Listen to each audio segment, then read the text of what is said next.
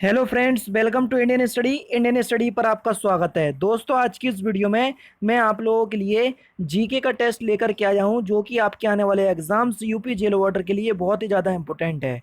Video को and तक जरूर देखिएगा, क्योंकि लास्ट में मैं आपसे क्वेश्चन भी पूछूंगा और उसका आंसर आपको कमेंट बॉक्स में बताना होगा।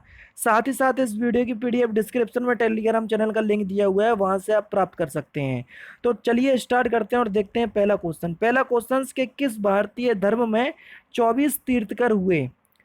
तो कौन सा भारतीय धर्म है जिसमें 24 तीर्थकर हुए?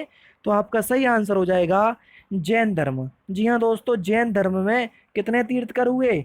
24 तीर्थकर हुए। और ये क्वेश्चन जो है बहुत इंपॉर्टेंट है, ठीक है। और 24वें तीर्थकर कौन थे? प्रथम थे आपके ऋषभदेव, और 24वें थे आपके महावीर स्वामी, ठीक है ना, जो कि अंतिम थे।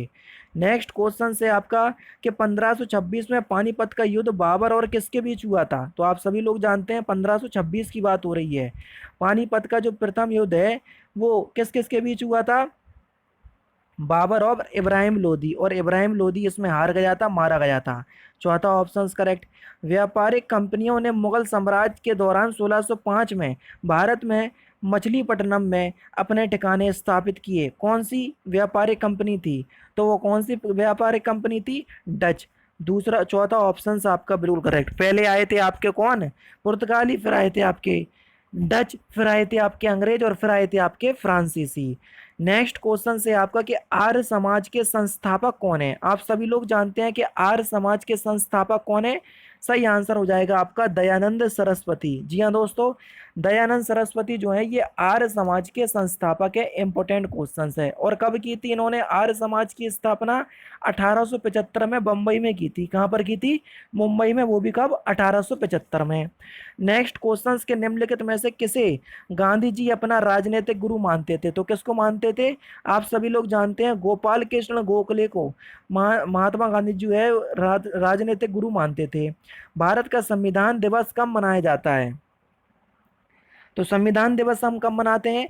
तो आपका जो सही आंसर हो जाएगा 26 नवंबर, क्योंकि 26 नवंबर 1949 को ही हमारा संविधान जो है बन करके तैयार हुआ था। भारतीय संविधान में कितनी अनुसूचियां हैं? मूल संविधान में 8 अनुसूची थी, लेकिन बढ़कर के अब ये कितनी हो गई? 12। यानी कि इस क्वेश्चन का दूसरा ऑप्शन करेक्ट। भारतीय नागरिकता किसके द्वारा प्रदान की जाती है? भारत के राष्ट्रपति द्वारा, प्रधानमंत्री द्वारा, गृह मंत्रालय द्वारा, या विदेश मंत्रालय द्वारा? तो सही आंसर हो जाएगा भारत के राष्ट्रपति के द्वारा। पहला ही ऑप्शन आपका बिल्कुल करेक्ट है। राष्ट्रपति किसके परामर्श में संसद के सभी शस्त्र आयोजित और स्थगित करता है? किसके परामर्श से? तो आपका जो सही आंसर हो जाएगा वह हो जाएगा आपका मंत्री परिषद के परामर्श से। यानी कि इस क्वेश्चन का चौथा ऑप्शन जो है वो आपका बिल्कुल क्या हो जाएगा दोस्तों? करेक्ट हो जाएगा। नेक्स्ट क्वेश्चंस की तरफ चलते हैं। नेक्स्ट क्वेश्चंस आपके सामने कि लोकसभा अध्यक्ष अपना त्यागपत्र किसे देता है? तो देखो, अगर हम बात करें लोकसभा अध्यक्ष की, लोकसभा अध्यक्ष जो है वो अपना त्यागपत्र किसको देगा? तो आपका सही आंसर हो जाएगा लोकसभा के उपाध्यक्ष को। तीसरा ऑप्शन करेक्ट। सूर्य की सबसे भारी परत को क्या कहते हैं? तो जो सूर्य की सबसे भारी परत है उस परत को हम कोरोना कहते हैं। क्या कहते हैं? कोरोना। चौथा ऑप्शन आपका बिल्कुल करेक्ट हो जाएगा, ठीक है ना। देखो, सूर्य के वातावरण के अंदर अंदर से बाहर की ओर 3 भागों में विभाजित किया गया है परतों को। अंदर से मैं बता रहा हूँ, सबसे पहले होता है प्रकाश मंडल, इसको हम फोटोस्फीयर बोलते हैं। फिर होता है वर्णमंडल, जिसको हम क्रोमोस्फीयर कहते हैं। और सबसे भारी परत होती है आपकी कोरोना, ठीक है ना। नेक्स्ट क्वेश्चन, दोनों गोलार्धों पर समान दिन रात किन 2 दिनों में होते हैं? जल्दी बताइए। तो किन 2 दिनों में होते हैं? एक तो 21 मार्च और दूसरा 23 सितंबर। यानी कि तीसरा ऑप्शन आपका बिल्कुल करेक्ट हो जाएगा, ठीक है ना।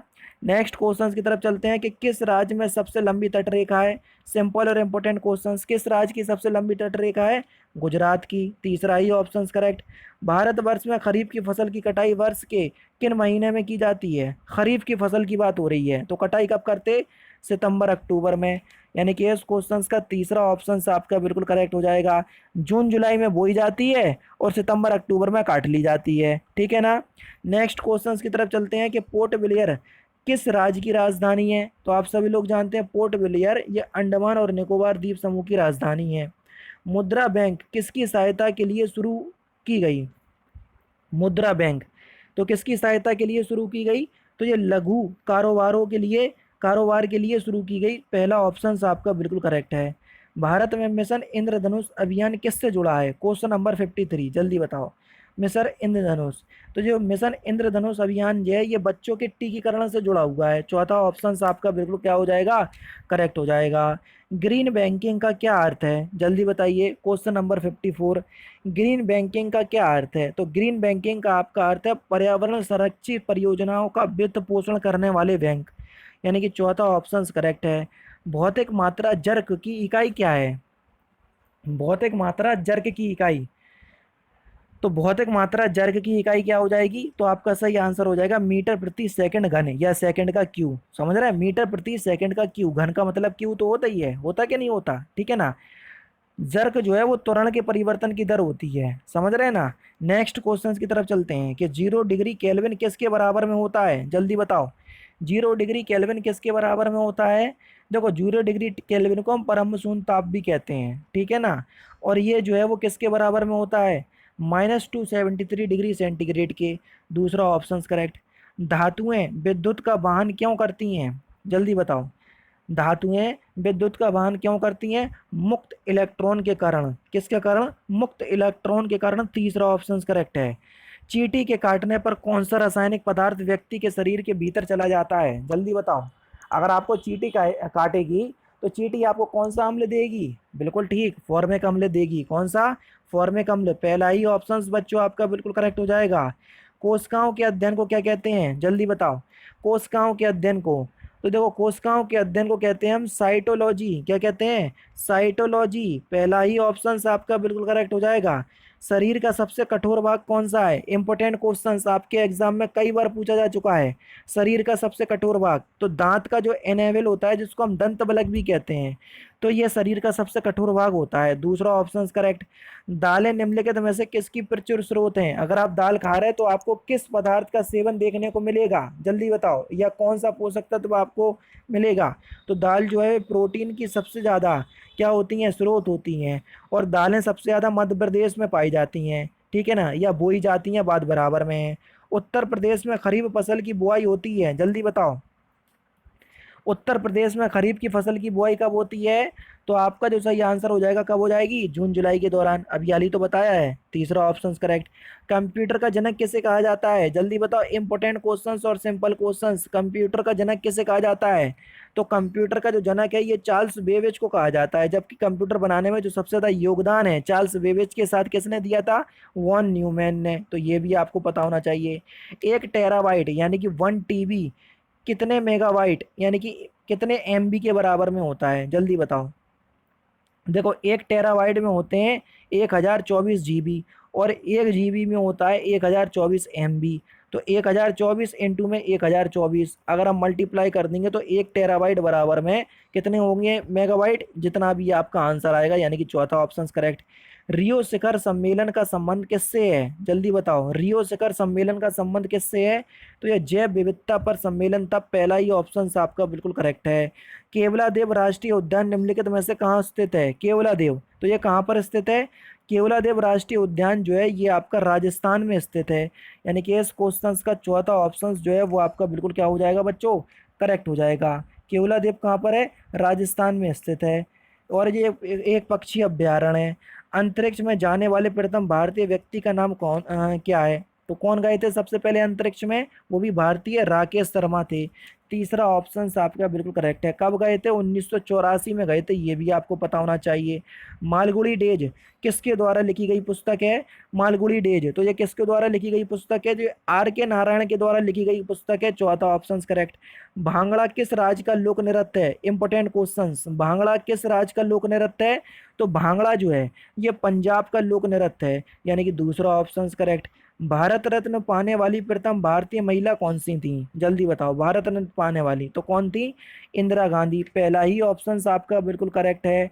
और इन्हें कब मिला था? 1971 में इन्हें भारत रत्न दिया गया था, ठीक है ना।